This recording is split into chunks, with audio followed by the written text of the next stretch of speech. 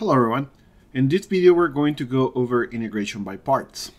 So first thing, integration by parts is something that can be considered in two scenarios: when we have an indefinite integral and when we have an interval where we want to work, in which case that will be a definite integral.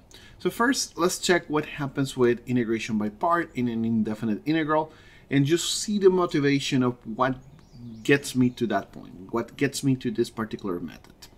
And so the whole idea comes from when we were doing derivatives, we have the derivative of two functions. And so the derivative of the product of those two functions, let's say f and g, is going to be derivative of f times g is f times g prime plus g times f prime. So essentially you're alternating between the multiplication of a function and the derivative of the other function. Now, if we use the fundamental calculus theorem, or essentially if we integrate, then on both sides, notice what's going to happen. If I integrate this derivative, then the integration is going to cancel out with the derivative, and we're only going to get f times g. Therefore, f times g is going to be equals to the integral of f times g prime plus g times f prime. Also, we can just rearrange this as the integral of f times g prime is equals to f times g minus g times f prime of x. And this formula is what we call the formula for integration by parts. But notice that what's happening here is that we have one function that we consider to be the derivative already of another function, and we have an original function involved.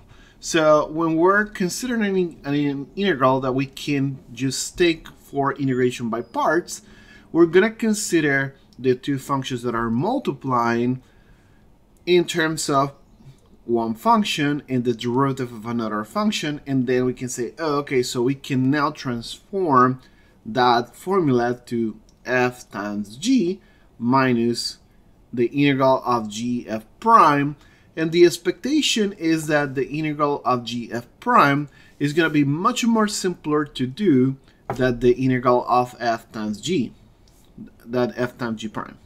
Okay? So, but that formula is different, is different and is difficult to remember. So one of the things that we can do is manipulate the differentials, so we can organize this in a much more simpler way to remember. So now let's call u equals f of x, and let's call b equals g of x. Now, if we take the derivative, du dx, that's going to be f prime, and so I can express the u as f prime times dx. And dv dx is going to be g prime of x here. So if we take this one and we take a derivative, dv dx is going to be g prime. But we can also see this as dv is equals g prime times dx. So if we replace all this in the previous formula, we're going to get this second formula that we call the formula for integration by parts. So we're going to have that the integral of u dv is equals to u times b minus the integral of b du. And this is the most common formula that you will see in books. Now, why this is much more easy to handle? Let's see an example of that in play. So consider the function x and the function sine of x, and we want the integral of x sine of x. So we're going to use the formula that we previously had. We're going to identify who f of x is, who g of x is, so on and so forth. So according to the formula that we had before, we can identify f of x as x, and we can identify g prime as sine of x. We're doing it right now by order of location, but there is a way where you can think which one should be better to be f, which one should be better to be g prime, but I'll discuss that in a minute. So notice that when I do f prime, then I'm going to find out that f prime is 1, and then I'm going to find out that g, which will be the integration of sine of x, will be minus cosine of x. So to obtain g, I got to integrate this function. So you can see now that one of the reasons to pick these functions is that the derivative of this is going to simplify when we take the derivative, and the integral of this is something that is easy to do. So those are some of the criteria to pick who's going to be f, who's going to be g prime, or who's going to be u, who's going to be dv. Okay. Now, using the formula then, we have that x sine of x will be x times minus cosine of x. So we have here f equals x, g equals minus cosine of x. And then minus the integral of g f prime of x, which will be what? It will be minus cosine of x, and f prime will be 1. So notice that now the integral that we have here has simplified a lot. It's not this complex multiplication, it's just the integral of cosine of x, which is an easy antiderivative to consider. And the antiderivative of cosine of x is just sine of x, so at the end we can pull out this minus, we get a plus here, and having that, I get minus x cosine of x plus the integral of cosine of x dx, and the integral of cosine of x is just sine of x. And at the end of the day, we get that the integral of this product is going to be minus x cosine of x plus sine of x plus c. Okay? So again, notice that the selection of this depends on who's going to probably simplify my calculations. Now, we can also check this using the UDV formula. In this scenario, using the second formula, we will have u equals x, dv will be sine of x dx. And so in that regard, if we take derivative, du dx will be 1, or du will be dx, and b will be minus cosine of x. Okay, and so we can now set up the formula in the same way. X sine of x dx will be equals to the integral of x being this u, and sine of x dx will be dv, and then we're replacing the formula. This will be u times v, and then minus u dv. Okay, u du, sorry. And so at this point, you notice that the both formulas are going to lead me to the same place. It's just a matter of representation and which representation is going to make you feel comfortable. Sometimes it's going to be much more easier to manage this with differentials, especially for complex functions. Now, what happened if we have an interval? So we just saw here that when we have indefinite integral, then we just put the plus c at the end, which is what we do with any antiderivative. But if we have a definite integral where we have just a value of a numerical value that represents a certain interval, then the formula is going to be affected in a simple way. So what happens is that if we combine the previous formula of integration by parts with the fundamental theorem of calculus, and we assume that we're in an interval between a and b, and of course making all the assumptions that f prime and g are continuous, and using the fundamental theorem of calculus, we're going to get that f times g prime is going to be f times g, but now they're going to be ready to be plugged between a and b. Remember that when we do definite integrals, we usually find the antiderivative, and at the end, then we leave them ready to plug between the extremes of the interval. That's what's happening here. The formula of integration by parts gives me this f times g part, and that's going to be plugged between a and b. And similarly, we're going to have minus, and then the integral of ab of the second part of g f prime. Okay? Let's see an example of this in action. So we have the integral from 0 to 1 of tangent to the minus 1 of x dx.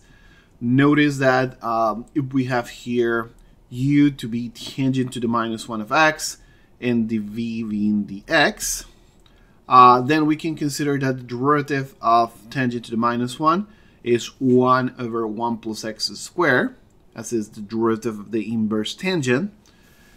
And of course, b is going to be x because we're integrating that. So in both the scenarios, this is the easiest one to take derivative, and this will be the easiest one to take integration. Now, if we use the formula here, then we get that this is x tangent to the minus 1 of x between 0 and 1 minus the integral from 0 to 1 of x over 1 plus x squared. Is this is something where we're accomplishing the goal of integration by part? Yes. Notice that this second integral is actually much more easier to do by substitution than the initial one, where we have no idea what to do initially for integration.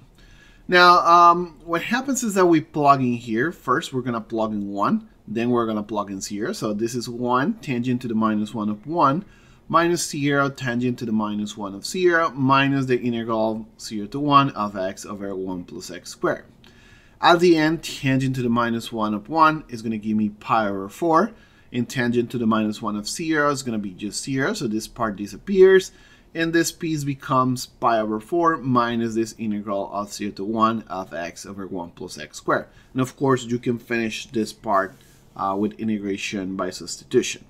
But that's not the point of this particular exercise. But let's see what happens here when we finish that. Now, for this second integral, notice that we will have to do a substitution on 1 plus x squared.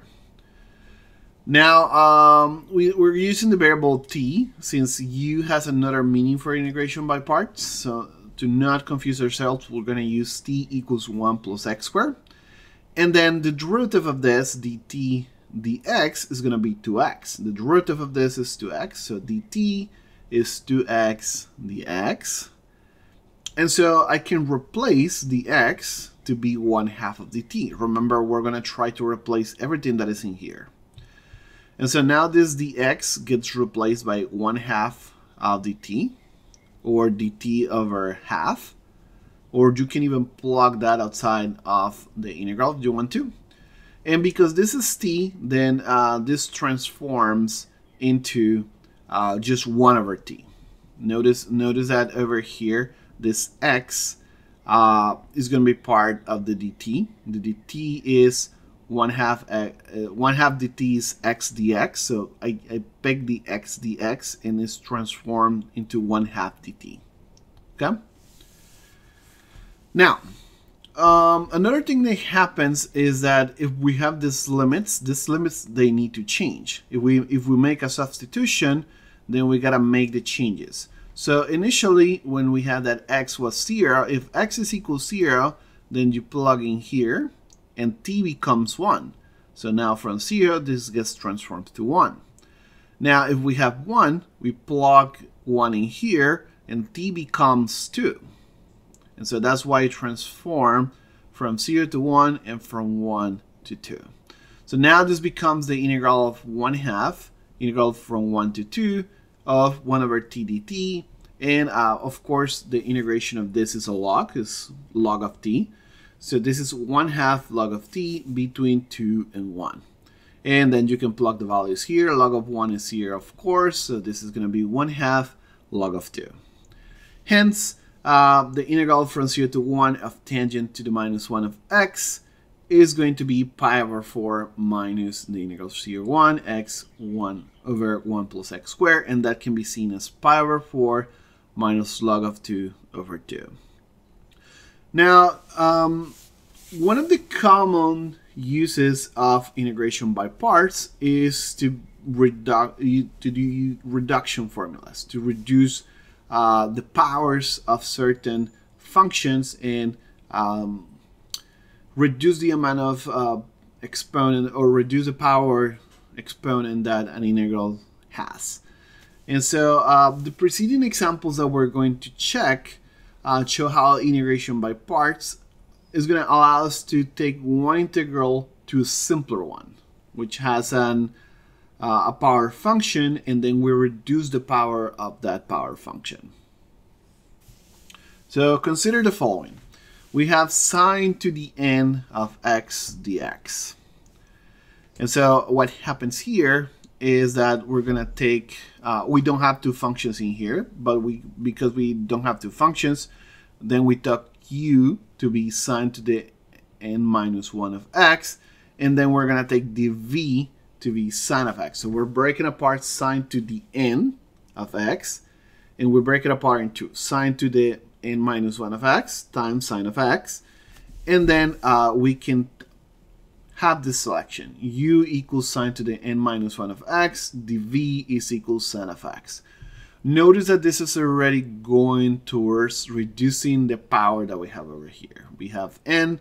Now, when we have the next formula, this is going to be in terms of n minus 1. So notice if we integrate sine of x, then we get, of course, minus cosine of x. And if we take derivative of u, then we get sine to the n minus 2. So this is a power here. So we will get n minus 2 sine to the n minus 2 of x times cosine of x. That will be the derivative of this function. But, however, we're not going to use this until we just set up the integration by parts. So let's do that. So we're going to do u times b. And so u times b will be sine to the n minus 1 of x times minus cosine of x. So you can see this part here. U times b minus the integral of b du. And so b is this minus cosine of x. And so we have this minus cosine of x here. But now it's going to multiply by this term here. N minus 1 sine to the n minus 2 of x cosine of x. And so as you can notice, what happens is that we get a plus in here. We get this n minus 1 outside. And then we have sine of n minus 2 cosine square of x. Now, but we can see cosine square of x, we can see it as 1 minus sine square of x. And so we can kind of fold this into a single integral with sine to the n of x again. And so notice that this complicated formula becomes sine to the n of x dx is equals minus cosine of x sine to the n minus 1 of x plus n minus 1 integral of sine to n minus 2 of x dx minus n minus 1 integral of sine to the n of x dx. Why is this an advantage? Well, because notice that this integral is the same as the original. So we can, and it has a negative sign, so we can move this one to the other side to add. And we're just going to get this formula that has less powers. And so what ends up happening is that we now have n minus 1 plus 1. We have n sine integral to the sine to the n of x dx to be equals to minus cosine of x sine to the power n minus 1 of x plus n minus 1 integral of sine n minus 2 of x dx. Notice that we can divide by n everywhere, and so we're going to get this formula. Okay? So why is this useful again? Let's assume that you have a function, you have sine to the 4 of x. If you have sine to the 4, then you're trying to do the integral of sine to the 4. You use this reduction formula of the reduction of power procedure, and now you're going to get things in terms of sine cubed, and you're going to get the integral of sine squared here. So it's a much more manageable power, and you're probably going to be able to just solve that integral in a much more simple way. Now, this is going to be basis for what we're going to see in the upcoming section 7.2, where we're going to see how we use integration by parts to actually create a reduction formula for trigonometric integrals, and how we deal with trigonometric integrals using this type of approach. But remember, we also have some other practice videos where you can check more integration by part examples, so make sure to check on those.